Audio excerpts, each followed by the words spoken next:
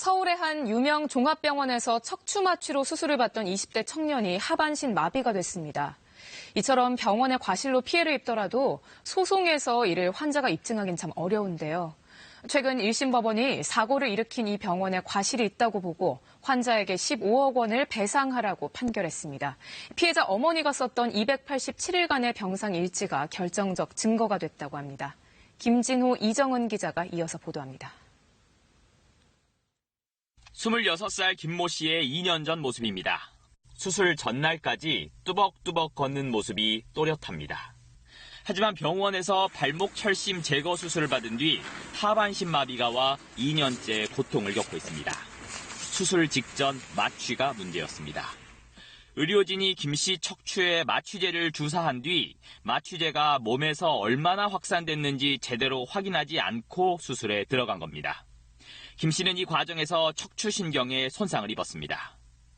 병원 치료 도중 김 씨는 뇌 안에 물이 차는 뇌수두증까지 겪게 돼 생각지도 못했던 뇌수술까지 받아야 했습니다. 하루아침에 하반신 마비가 된 김 씨는 손해배상 소송을 냈고 법원은 병원에 80%의 과실 책임을 물었습니다. 배상액은 15억 5천만 원입니다. 과학도를 꿈꾸던 김 씨가 평생 노동 능력을 모두 잃어버린 데 따른 법원의 결정입니다. 명백한 의료사고라고 봤지만 대형 병원을 상대로 한 김 씨 가족의 싸움은 힘에 겨웠습니다. 사고 발생 이후 승소 판결이 나오기까지 2년 반이 넘게 걸렸습니다. 기록 자체를 안 했거나 아니면은 다른 기록을 했거나 이럴 경우에 환자가 이를 입증한다는 건 굉장히 불가능합니다. 상당히 전향적으로 환자 보호적인 측면에서 판결 선고를 한 걸로 보여져요. 강남 세브란스 병원 측은 의료진의 과실 여부에 대한 법리적 판단을 항소심에서 더 다툴 예정이라고 밝혔습니다. KBS 뉴스 김진호입니다. 다시 서지 못하게 된 아들을 위해 방에는 휠체어가, 보조기구는 거실로 들어왔습니다. 집안 풍경도 어머니의 일상도 변했습니다. 우리 애가 누군가의 도움 없이는 생존하기가 힘드니까 지금 상황이. 하지만 달라지지 않은 하나는 엄마의 메모 습관입니다. 김 씨 어머니는 지금도 매일매일 기록을 합니다. 수술 직후부터 아들이 고통을 호소하자 어머니는 우선 적어야겠다고 생각했습니다. 그렇게 써내려간 기록이 287일 동안 쌓였습니다.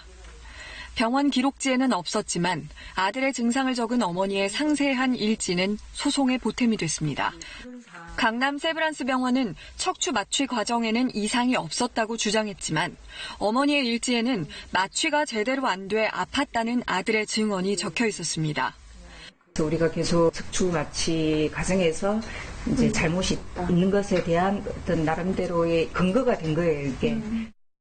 소송에서 병원 측은 마취제 마케인 헤비에 대한 김 씨의 특이 반응 때문에 척수 경색 등이 생겼다고 주장했습니다. 하지만 가족들은 과거에도 김 씨가 이 병원에서 동일한 마취제로 수술받았고 당시엔 이상이 없었다는 의무 기록을 찾아 반박했습니다. 병원의 마취 기록과 어머니의 병상 기록을 토대로 법원은 결국 의료진의 과실을 인정했습니다. 마취 차단 레벨이라든지 그런데 뭔가 오류들이 이제 우리가 찾아낸 거예요. 그렇게 승소한 1심, 어머니는 그래도 아쉬움이 남습니다. 처치나 치료에서 그런 의료 행위 그런 거에 대해서 좀 더 제가 일관되게 구체적으로 좀 적었을 건데 좀 그러지 못한 점은 좀 아쉬워요. 어머니는 이제 법정 일지를 써가며 항소심을 준비하고 있습니다. KBS 뉴스 이정은입니다.